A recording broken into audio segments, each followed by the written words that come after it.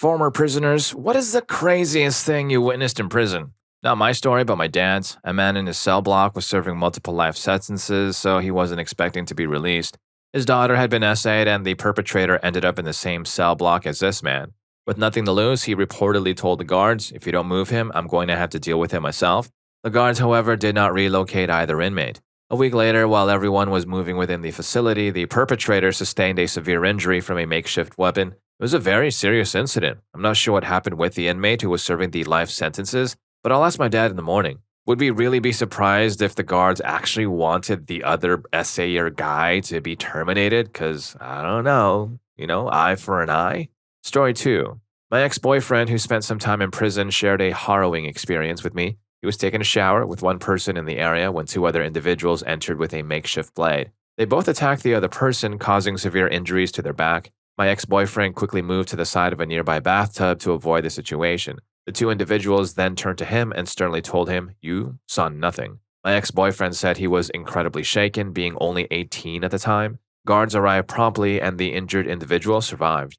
Story 3. The two inmates had a significant argument in the hall at the pill window. Inmate 1 had reportedly been spreading rumors about Inmate 2, which was negatively impacting Inmate 2's activities. They returned to their barracks, and Inmate 2 retrieved a makeshift weapon. He attacked Inmate 1 from behind, attempting to strike his neck. Inmate 1 realized something was happening and turned, and the pencils caused a severe injury to his ear. He clutched his head in shock. Inmate 2 then retrieved the thing and flushed it down the toilet. Inmate 1 then grabbed a metal mop from the cleaning supply alcove and struck Inmate 2 with it. They were wearing solid white uniforms. The only guard on our door was a short, heavy-set woman. She promptly slammed the door shut from the outside and did not intervene to stop the fight, which I can understand given the risks involved. Eventually, male guards arrived, but even they waited until the conflict had subsided before taking action. All I cared about at the time was getting to visitation. It was a Saturday, and my nana had traveled 4 hours to see me, and I was worried about that area being locked down for the day.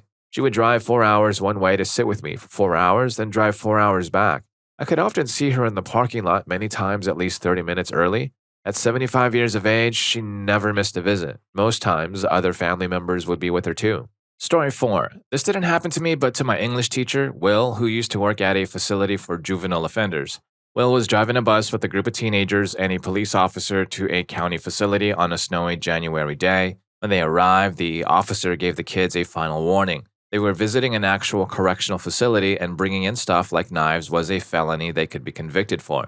They were already aware of this. Some of the kids handed over their knives and the group walked up to the entrance. Then one kid approached Will, who was the last person in line, and handed him a small bag containing what appeared to be substances. Will, surprised, asked, "What did you bring this for?" He opened it and poured the contents into the snow. The kid was visibly upset as he apparently thought Will could just hold on to it and give it back later. Will had to explain again that everyone would be searched, not just the kid, not just the teenagers, but everyone on the bus. They went through the security process and everything was fine.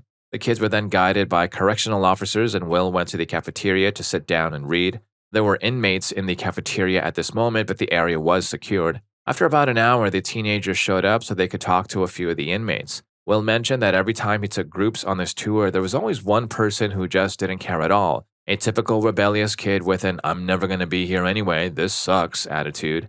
The guards knew there'd be one, and the inmates knew there'd be one too. The guards told the kids they would grab some coffee, and the kids sat down. While the kids were settling, the guards subtly indicated the defiant kid to the inmates. As soon as he sat down, one of the inmates jumped up and got very aggressive in the kid's face.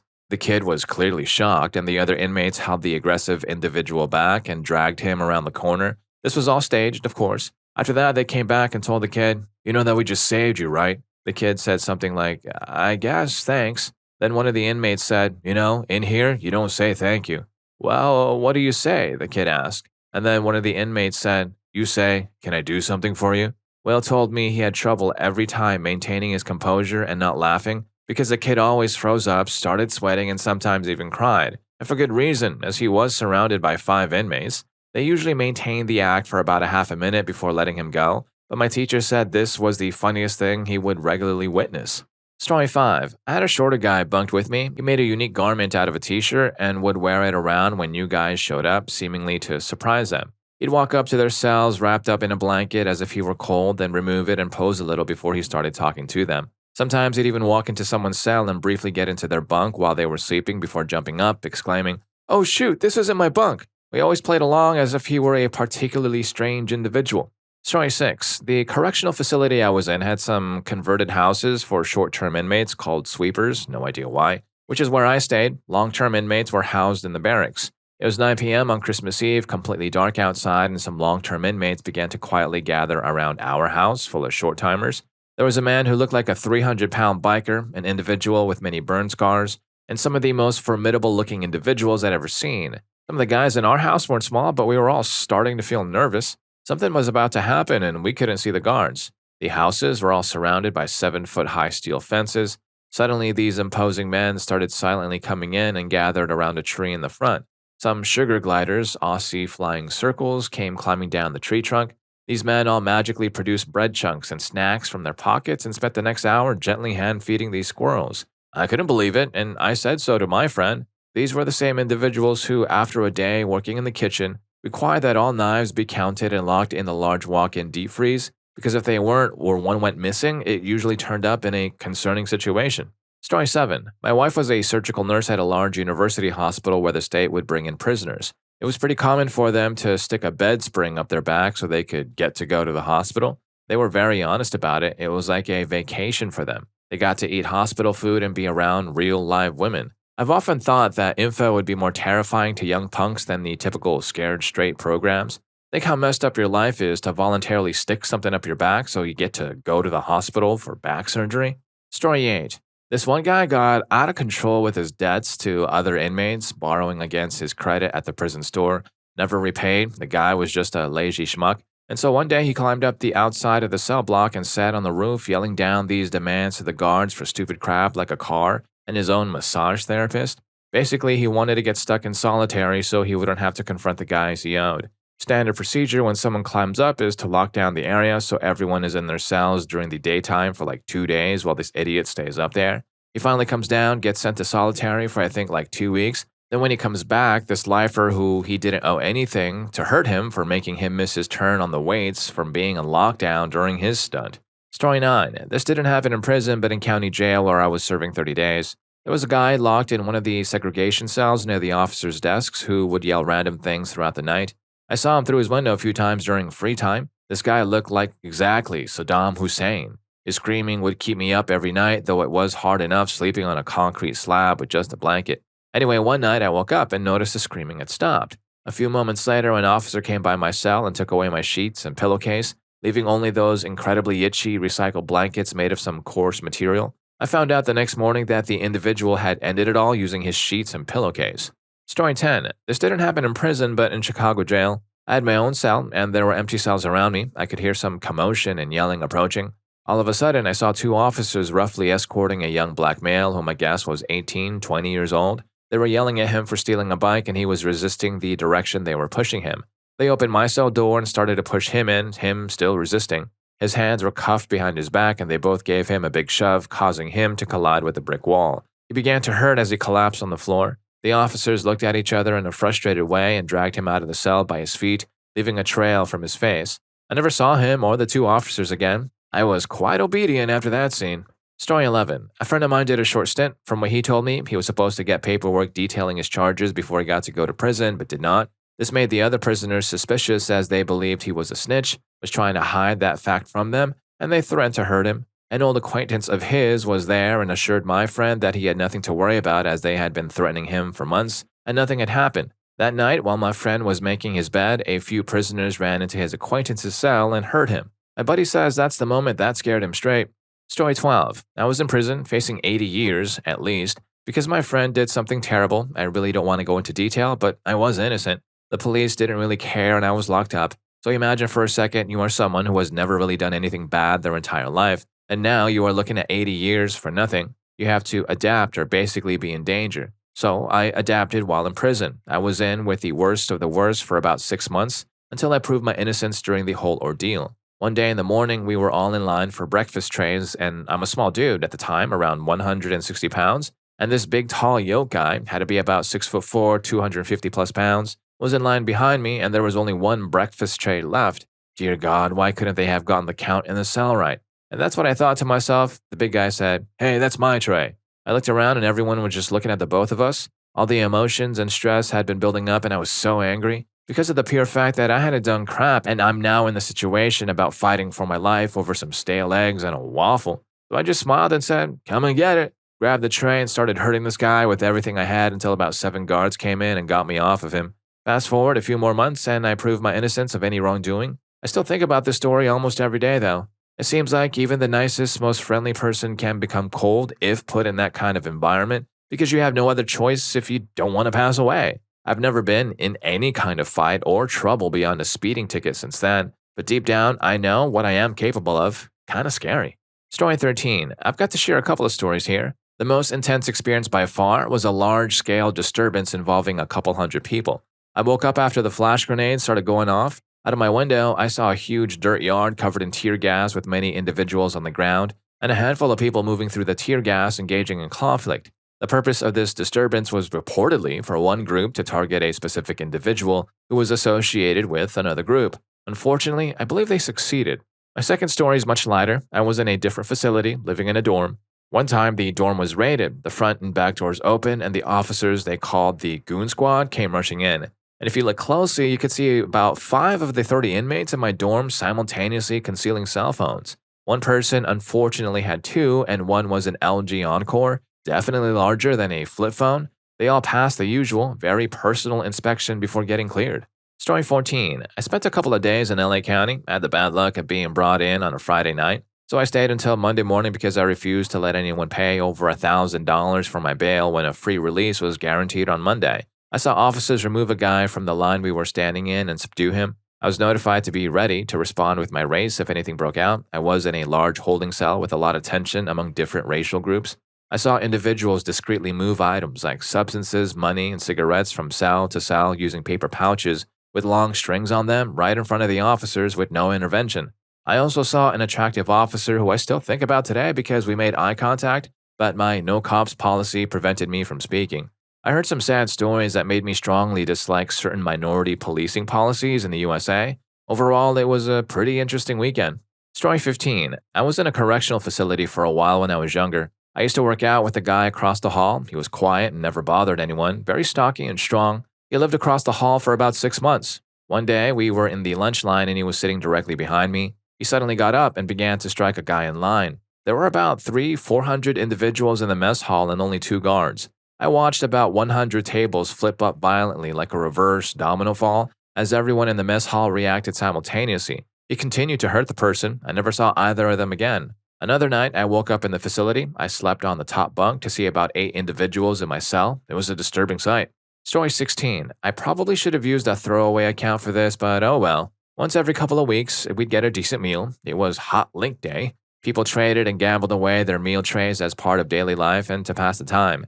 Every so often, someone would have lost their tray, and then it was Hot Link Day. It turns out that losing the only half-decent meal you've had in a while can make people react more intensely than all the other difficulties of confinement combined. You'd see grown men pleading and behaving in a very undignified way, but more often, it led to fights. The most severe, desperate, and aggressive altercations would happen over those trays. The rest of the inmates would protect their trays off to the sides, and then, without question, they would gather around and protect the winner to ensure he got to eat his meal before the guards took any punitive action. To add to the strangeness, the guards never, ever intervened in those fights, no matter how extreme they became. I remember on a couple of occasions seeing 5 or 6 guards all leaning on the bars outside one pod, watching the fight as if it were a spectator event. Story 17. In county jail, I was watching TV during a period when we were all allowed out of our cells. I heard a faint, "Hey, white boy," coming from one particular cell that was always closed and dimly lit. I was 19, in for a significant charge and briefly staying in the psychological observation unit before posting bail for 2 days. Given that, I'm certainly not intimidating, so I chose not to acknowledge the poke because there was a clear reason that cell door remained closed. After about 15 seconds of silence, the voice called out again, "You too pretty to be in here." This time, the comment surprised me enough that I giggled. "I'll harm you, boy," he then declared. When he said that, an individual who resembled T-Pain with blonde-tipped dreadlocks sat down next to me and started telling me a disturbing story about how he had treated someone who owed him money. Then he gave me a cinnamon Jolly Rancher. The cinnamon Jolly Rancher was, honestly, the worst part. It was truly awful. Of all the problems to have in the world in that kind of situation in that exact moment, complaining about a cinnamon Jolly Rancher. He must be living it up pretty good in his head. Story 18. I was a correctional officer and witnessed the aftermath of a disturbing incident. One night, a man reportedly used a makeshift blade to injure one of his cellmates. There were four to a cell, then behaved erratically. He threatened everyone in the room, and they told him they wouldn't talk, hoping he would calm down. While the victim pressed a pillowcase to his wound, the aggressor sat on his bunk, rocking back and forth for half an hour, then lay down and fell asleep. As soon as he did, the roommates quickly exited into the day room. This was a minimum custody area, so the doors didn't lock at night, and started calling for help. The ER staff later indicated that another millimeter and the injury would have been far more severe. Subsequently, we placed the individual in segregation for the remainder of his time with us. While there, in addition to that, he accumulated several charges for inappropriate behavior towards the librarian and other female staff. Unfortunately, I was present for those incidents. Definitely not the highlight of my day. What a prize that guy was. Story 19. One of my sister's friends is married to a correctional officer. While we were out having a few drinks, he shared some stories from the facility. The most disturbing one was a tale about a young person in their late teens who was new to the prison. Their cellmate said something along the lines of, "Listen, buddy, I'm going to break out of here tonight. You'll be held responsible, so I'll tie you up and you won't be punished for it." It sounded plausible enough, and this young, inexperienced individual agreed to be tied up. However, they then endured a very traumatic experience through the night. The aggressor had to be transferred quickly, otherwise the other inmates would have retaliated against him. Story 20. I spent a good 36 hours incarcerated in Spain before I learned Spanish. I had to share a cell with loud, agitated Spanish men whom I couldn't understand, a homeless person who had messed himself and had a terrible odor, and finally, a Chinese man, perhaps 40, 50 years old. He unnerved me because no matter what happened in the cell, people trying to speak to him or anything else, he didn't move an inch the entire time. He just sat there in his suit and tie, observing all of us in silence. I worried he might suddenly become violent. And if you're enjoying the video so far, learning a thing or two from these stories, don't forget to hit that subscribe and like button for more videos just like this. Story 21. My father was once detained in a Tijuana jail after a party he attended turned violent. Someone was injured and my father was focused on getting his brother out of the house when the police arrived. Instead of thoroughly investigating the incident, they rounded everyone up left in the house and took them to jail. Being too poor to bribe the guards, my father had to wait until the officers decided the jail was getting crowded before he was released. Given that this was a Tijuana jail, inmate separation didn't seem to be a priority, so individuals accused of various serious crimes were placed in cells with others who merely had too much to drink or were from different countries. While he was there, my father saw two people from the US, one white man and one black man, placed in the cell together since they both spoke English. The black man had been there for a while and rarely spoke until the white man arrived. The white man was very angry about being detained. If I remember correctly, he was clearly intoxicated and either didn't want to pay his bill or was disturbing other patrons by being disorderly. The white man began repeatedly shouting, "I am an American. You can't keep me locked up. I was born in the US." This went on for a while. Seeing that the white man was getting attention from the guards, the black man started to join in, both of them yelling, "We're US citizens. Get us out of here." After a few hours of this, two of the guards calmly walked up to their cell and escorted the white man out. They took him into another room and subjected him to harm. My father says that normally the jail will get incredibly loud, but this time it became quiet enough for him to hear muffled screams. The black man saw what they did to the white man and never said another word. My father was released a week later and says that this was still the most intense thing he ever saw while I was in there. Story 22. I live in Arizona, where Tent City was a notable facility under the Sheriff Joe. I haven't been in a traditional prison, but Tent City had two sections, one for nonviolent individuals and another for more serious offenders and felons. In my section, the nonviolent one, we got to wear street clothes, and 99% of us left from 8 a.m. to 6 p.m. during the week for work release.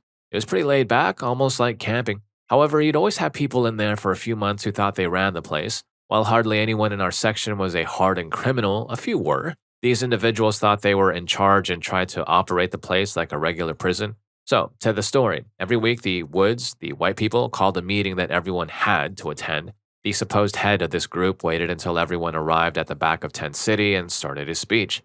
This guy was like 35, 40, the kind who might get loud and aggressive. He went on and on about following the rules, facing consequences, and reporting on others, the usual prison-like regulations.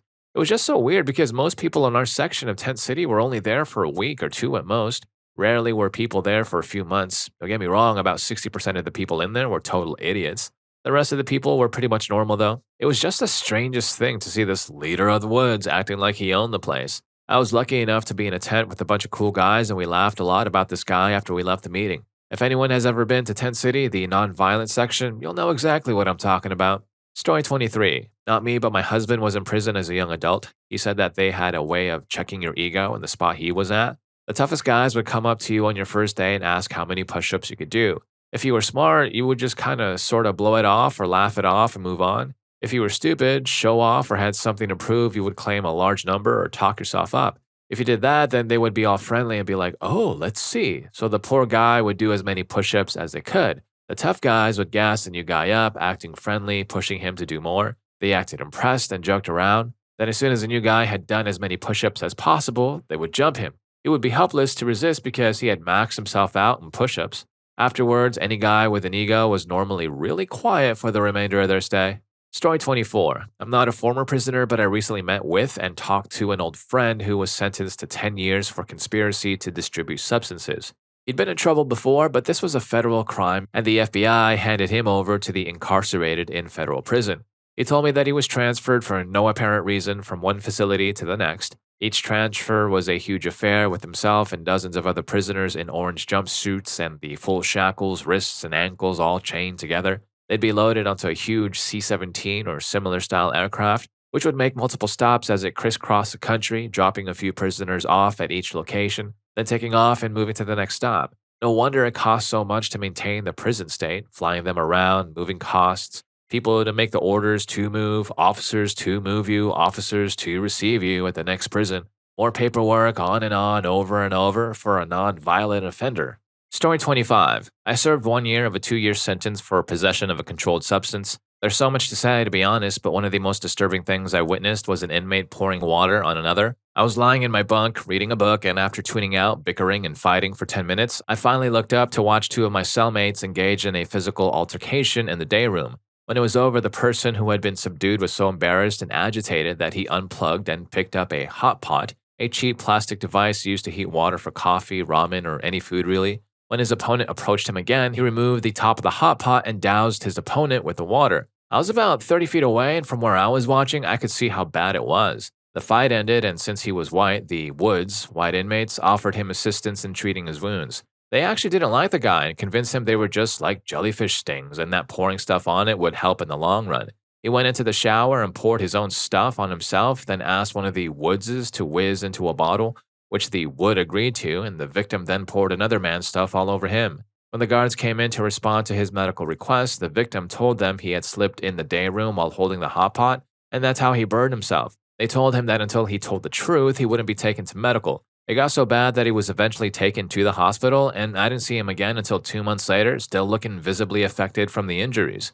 Story 26. I just got out of state prison a few weeks ago, actually. It was a minimum medium security facility with open dorms. I witnessed one individual's face being forcefully pushed against the phones for yelling while his bunkmate was using the phone next to him. My bunkmate also nearly incapacitated another inmate in a large garbage can filled with water for disrespecting him in the kitchen area in front of the other inmates. I also saw a white kid in his early 20s subjected to a harming right in front of me by some gang members. There were also many instances of problematic and infected tattoos, as well as various forms of consensual and possibly non-consensual activity, which I really try to avoid. Intoxicated fights and a lot of disruptive behavior were common. Stay out of prison, guys. Even minimum security is no joke. If you ever do time, don't go up to the biggest dude you can find and punch him in the face, like they said in Office Space. That's a huge myth. My bunkmate, for example, was actually quite notable for several serious incidents in New York, Texas, and California. He was technically a serial terminator, and after he resolves his pending cases,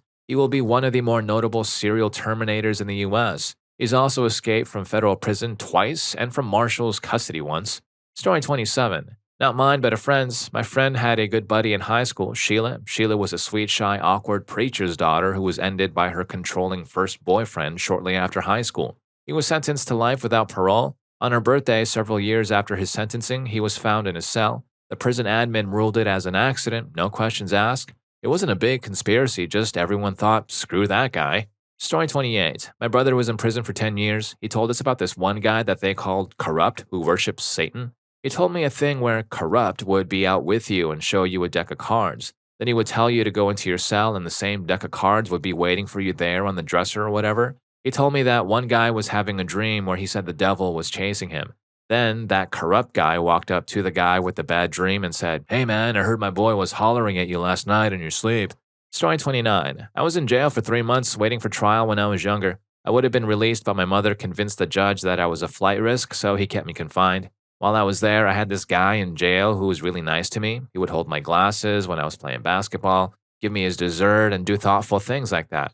I was in for a felony, and they had me in a red jumpsuit for violent offenders. People generally kept their distance because one of the guards told the other prisoners to leave me alone, saying I wasn't someone to mess with. I don't know why he did that because I was actually crying quite a bit when I was being processed. Well, this guy was just super nice to me all the time, and I thought, gosh, I'm lucky I've made a friend in jail. Then one day he had to go and spoil it by making an inappropriate suggestion. I just said, no, I'm trying to cut back. That was the end of it. We still remained friends, but I never showered in front of him again. The case was dismissed with prejudice at pretrial by the judge, so I never made it to prison. I'm sure that would have been way worse.